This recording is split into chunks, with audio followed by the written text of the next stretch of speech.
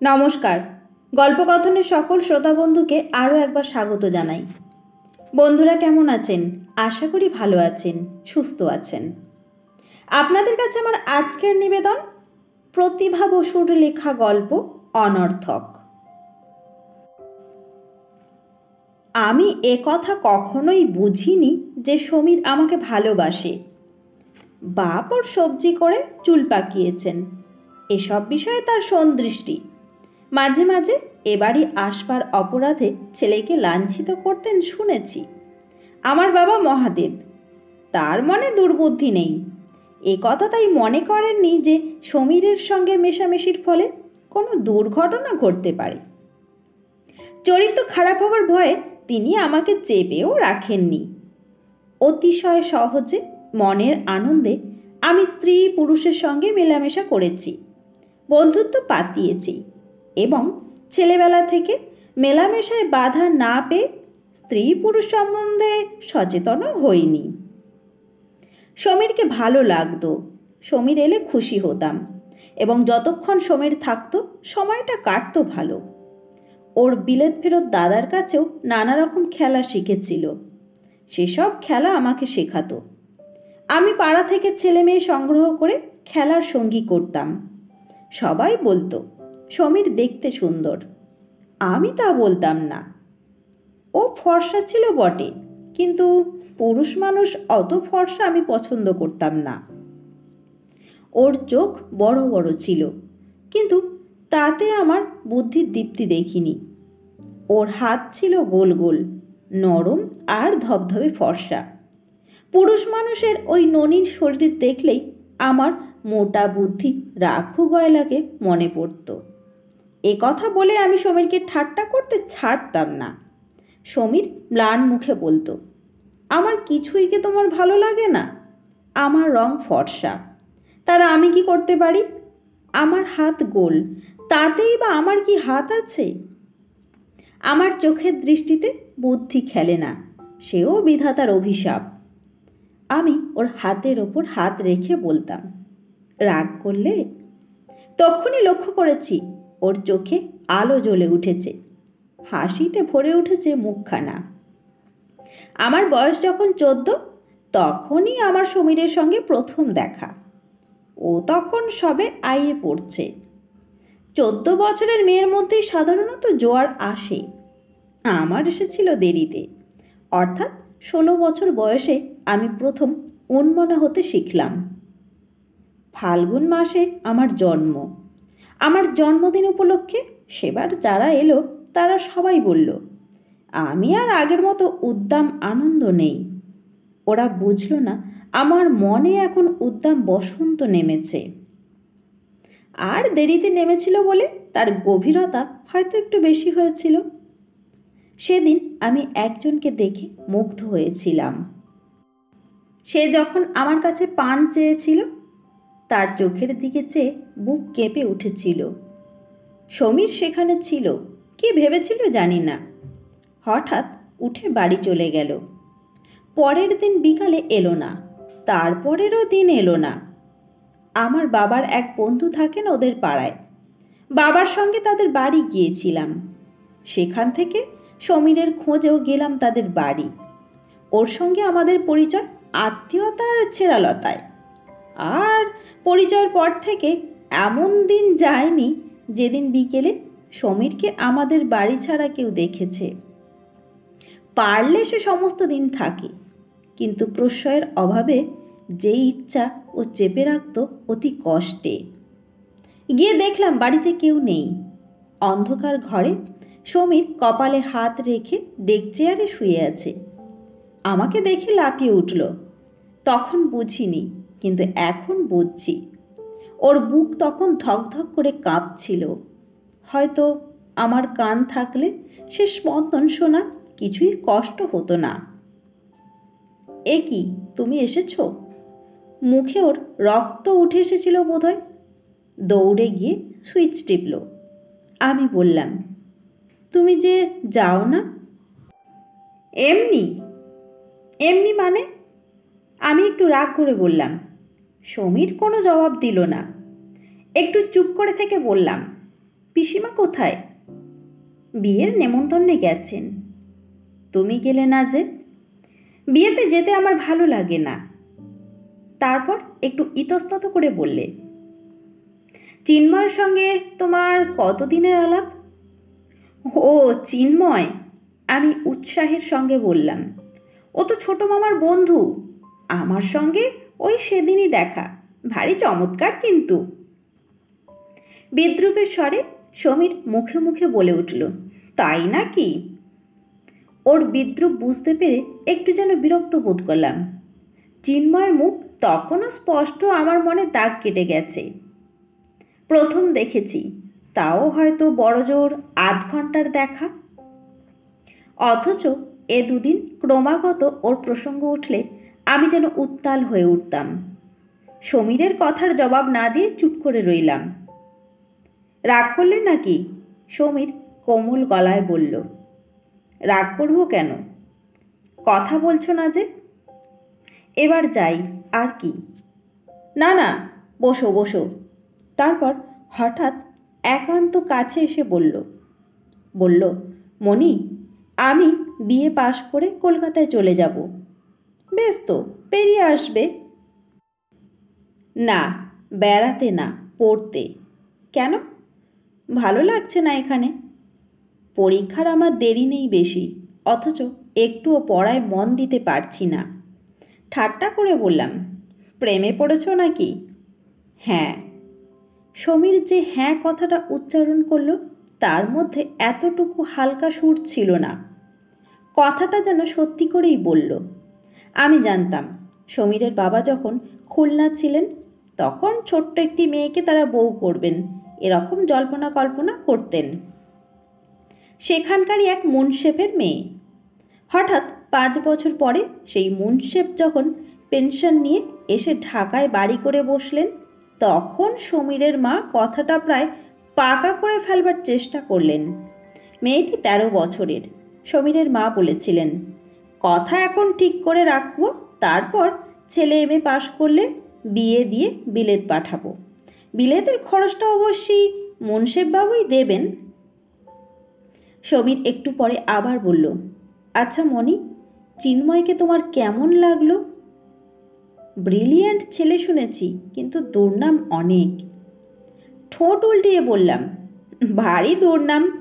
কেউ একটু মাথা তুললেই লোকেরা অমন বলতে থাকে, আমিও সব মানি না।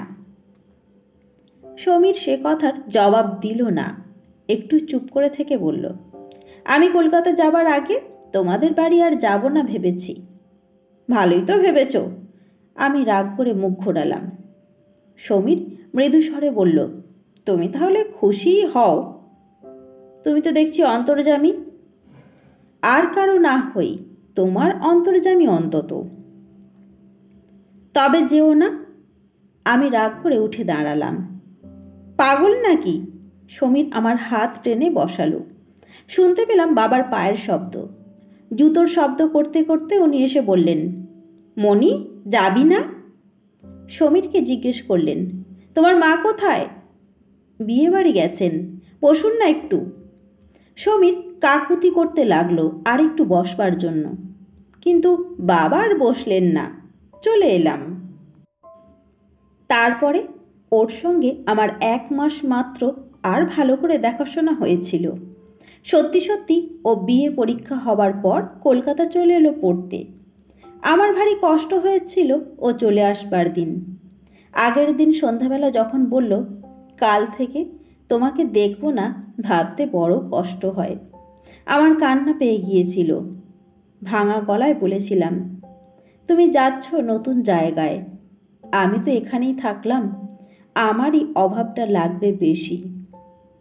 তোমার কষ্ট হবে? আমার কথা তুমি ভাববে এরকম সময়? কথাটার যেন জবাব শুনবে বলে উৎসুক হয়ে ও তাকিয়ে রইল আমার মুখের দিকে। আমি চুপ করে রইলাম। তারপর দেখা আমাদের পুরো 1 বছর পর। ওর বাবা মাও কলকাতায় গিয়েছিলেন কিছুদিন। ছেলেকে লায়েক করে দিয়ে শেষে হস্টেলে পাঠিয়ে নিশ্চিন্ত হয়ে এলেন এতদিনে। সমীরকে দেখে আমার লজ্জা করল যেন। চমৎকার বাবু হয়েছে দেখলাম। চেহারাও বদলেছে কিছু, কথাবার্তায় দিব্যি সপ্রতিভ। আমাকে চুপ করে থাকতে দেখে বলল, বাহ, এতদিন পরে এলাম, প্রণাম করলে না? ইস ইস কি, আমি তো তোমার বড়, বলেই আমার কাপড়ের আঁচল টেনে বসিয়ে দিল। বললাম, কেমন আছো? দেখছই তো, তুমি কেমন আছো? ভালোই। আমার চিঠির জবাব দাওনি যে? কি আর জবাব দেব? তা দেবে কেন, আমাকে মনেই থাকতো ভারী। চিঠিটাই নাকি মনে রাখার নিদর্শন? নিশ্চয়ই। তবে এবার থেকে দেব। তারপর এ কথা সে কথার পরে হঠাৎ বলল, তোমার চিন্ময় রায়ের খবর কি? বললাম, আমি কি জানি? সত্যি আমি জানতাম না। সেই যে একদিন এসেছিল, তারপর বড় জোর আর দুদিন এসেছিল কিনা সন্দেহ। হেসে টিপ্পনি কেটে বলল, তোমার বন্ধুর খবর তুমি রাখো না, ভারী আশ্চর্য তো। টিপ্পনিটুকু আমার কোথায় যেন বাজলো। বললাম, বন্ধু হলে খুশি হতাম, কিন্তু বন্ধু না হয়েও একথা সবাই জানে যে চিন্ময় রায় এবার এমএতে ফার্স্ট হয়েছে। সমীর গম্ভীর হয়ে রইল। গ্রীষ্মের 2.5 মাস ছুটির মধ্যে 1.5 মাসই প্রায় কলকাতায় কাবার করে এসেছিল। দিনকুড়ি থেকে আবার চলে গেল। প্রথম গিয়ে আমাকে চিঠি লিখত, কিন্তু ওর মাথায় কি যে এক চিন্ময়ের চিন্তা ঢুকে গিয়েছিল, সব চিঠিতেই একটা রূঢ় মন্তব্য না করে পারত না। ফলে আমি জবাব দিতাম না, কাজেই সম্পর্কটা শিথিল হয়ে এলো। তাছাড়া একবার লিখল মুন্সেফের মেয়েটিকে বিয়ে করার জন্য পিড়াপিড়ি করায় মার সঙ্গেও ঝগড়া করেছে। আমি অবাক হলাম, কিন্তু সত্যি তারপরে যে ও এলো, সে একেবারে এমএ পরীক্ষা শেষ করে। বলল বিলেত যাচ্ছে 1 মাসের মধ্যে। যাবার দিন আমাকে একটা ফাউন্টেন পেন উপহার দিয়ে বলেছিল, চিঠি লিখো। আমি সেদিন কেঁদেছিলাম, সমীরের জন্য নয়, একজন মানুষ অত দূরে চলে যাচ্ছে ভেবে। সমীর কি বুঝলো জানি না, আমার চোখের জল মুছিয়ে দিয়ে বলল, 3টি বছর, আরও 3টি বছর। আমি এখনো সম্পূর্ণ মা বাপের হাতের মুঠোয়, আমি এখনো নাবালক। কথাটা বলতে বলতে ও উত্তেজিত হয়ে উঠল। হঠাৎ পলকে যেন আমি ওর মনের কথাগুলো বুঝতে পেরে লাল হয়ে উঠলাম, কিন্তু কয়েকদিন পরেই তা আর মনে রইল না। এক বিকেলে বক্সিবাজার থেকে ফিরছিলাম ঘোড়ার গাড়িতে। প্রত্যেক রবিবার আমার এক বন্ধুর বাড়ি আমার নিমন্ত্রণ থাকতো। বন্ধুটি আমার চেয়ে কম করেও 10 বছরের বড়। নতুন ফিরেছেন বিলেত থেকে, তারপর কাজ নিয়ে এসেছেন মেয়েদের কলেজে। আমার সঙ্গে দেখা হওয়ার কয়েকদিনের মধ্যেই আমরা বয়সের অত ব্যবধান থাকা সত্ত্বেও পরস্পরের বন্ধু হলাম।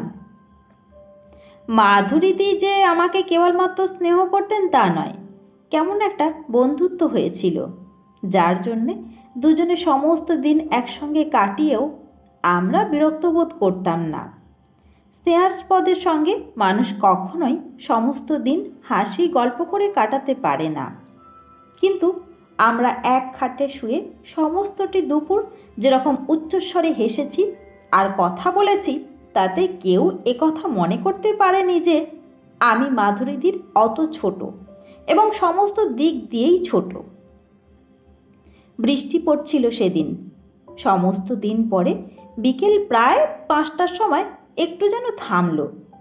আমি মাধুরীদির চাপরাশি নিয়ে গাড়ি করে ফিরছিলাম, কিন্তু একটু পরেই বৃষ্টি আবার ঘন হয়ে নামল।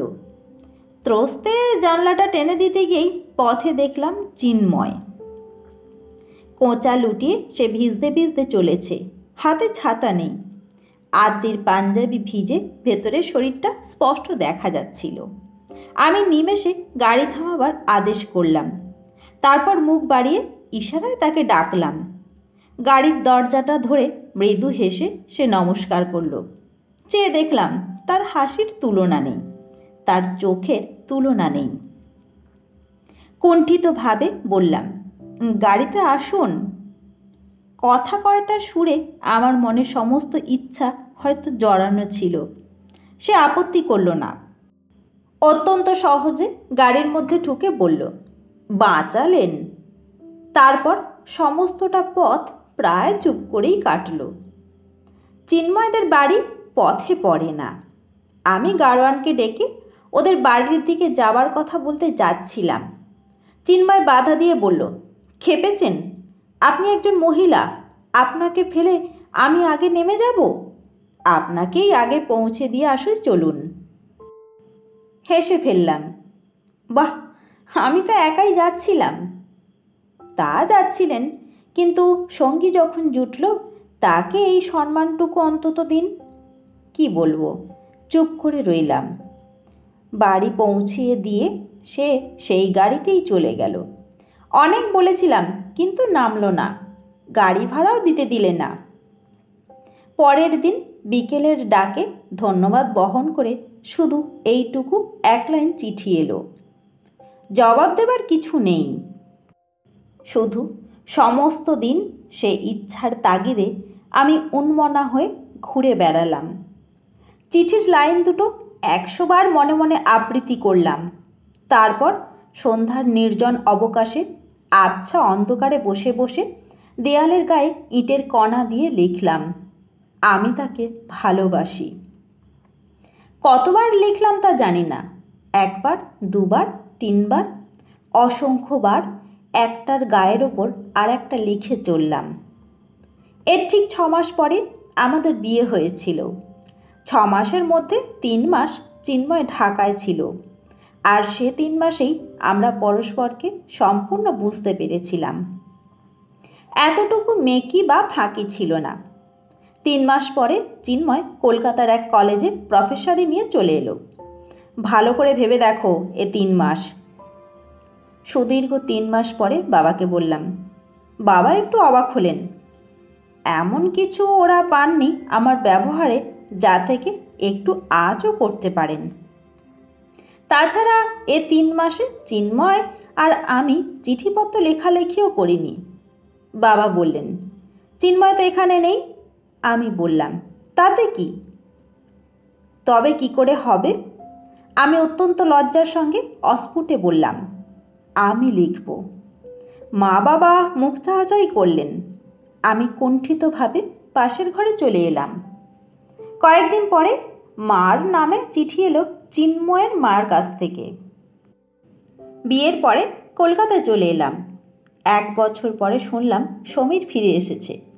মনটা ব্যাগ্য হয়ে উঠল দেখবার জন্যে। চিন্ময়কে বললাম, সমীর আমার অত্যন্ত বন্ধু ছিল, কতদিন পরে এলো, দেখতে ইচ্ছে করছে।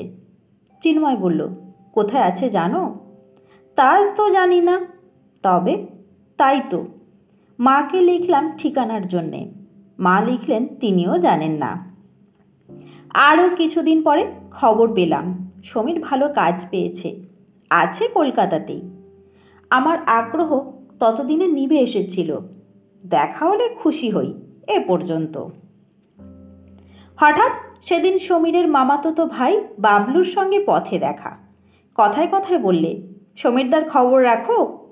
আগ্রহের সঙ্গে বললাম, তুমি রাখো নাকি? ঠিকানা জানো? নিশ্চয়ই।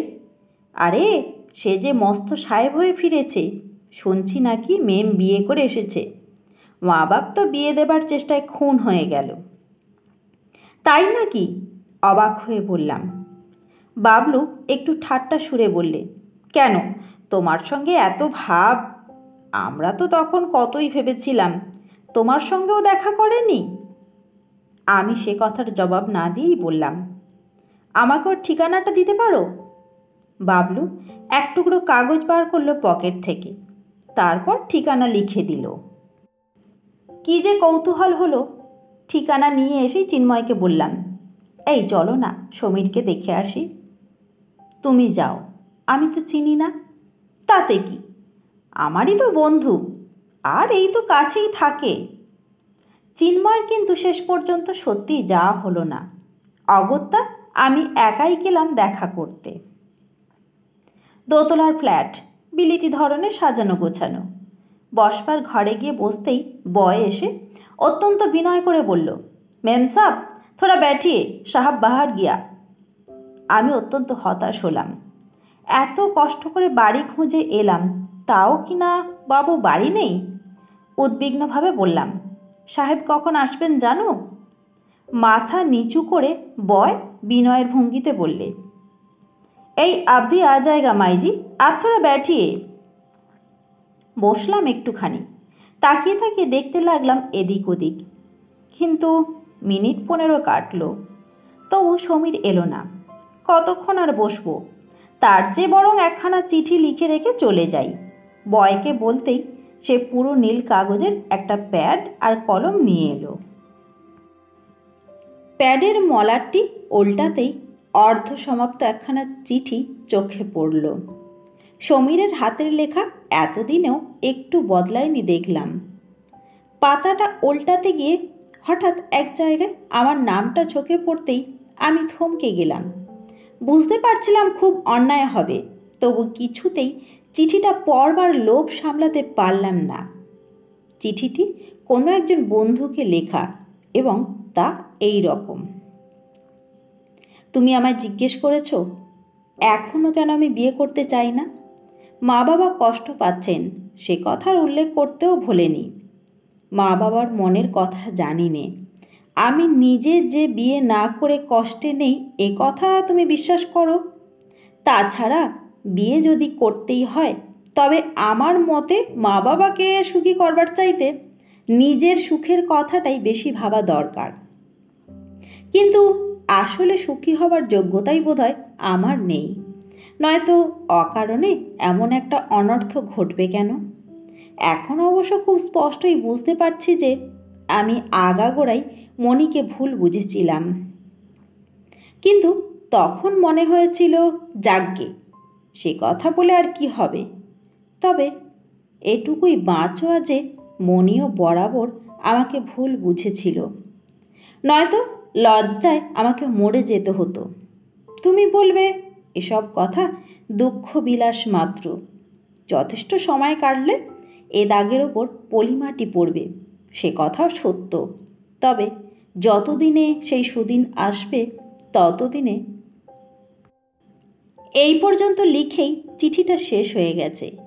চিঠিটা পড়বার পর আমি একটু বসে রইলাম চুপ করে। তারপর মলাট উল্টিয়ে প্যাডটি বয়ের হাতে ফিরিয়ে দিয়ে আস্তে আস্তে নেমে এলাম সিঁড়িতে। ঠিক শেষ সিঁড়িটির মুখেই সমীরের সঙ্গে দেখা হয়ে গেল একেবারে মুখোমুখি। আরে মণি যে, এসো এসো। বিস্ময় আনন্দে সমীর থমকে দাঁড়ালো। অনেকক্ষণ বসেছিলাম, এবার আমাকে যেতেই হবে। খেপেছ নাকি? একটু বসবে চলো। দুসিঁড়ি লাফিয়ে উঠে ও আমাকে ডাকতে লাগলো। আমি তবু নেমে এলাম নিচে। সত্যি সমীর, এবার আমার না গেলেই নয়। সমীর আস্তে আস্তে নেমে এলো কাছে, আর আমি একটু ফিরে দাঁড়ালাম, চকিতে তাকালাম ওর মুখের দিকে। সমীর সঙ্গে সঙ্গে এলো একটুখানি, তারপর দাঁড়িয়ে রইল স্থির হয়ে। মনটা বড়ই খারাপ লাগছিল, কিন্তু আমি কি করতে পারি? আপনারা শুনছিলেন প্রতিভা বসুর লেখা গল্প অনর্থক। গল্প পাঠ ভালো লাগলে ভিডিওতে একটা লাইক দিতে ভুলবেন না। আর আপনি যদি আমার চ্যানেলে নতুন হয়ে থাকেন তবে অবশ্যই চ্যানেলটিকে সাবস্ক্রাইব করে পাশে থাকবেন। সেই সঙ্গে কমেন্টস বক্সের মাধ্যমে জানাতে ভুলবেন না গল্পটা আপনাদের কেমন লাগলো। এভাবেই সকলে আমার পাশে থাকবেন। সকলকে অনেক ধন্যবাদ। শুভরাত্রি।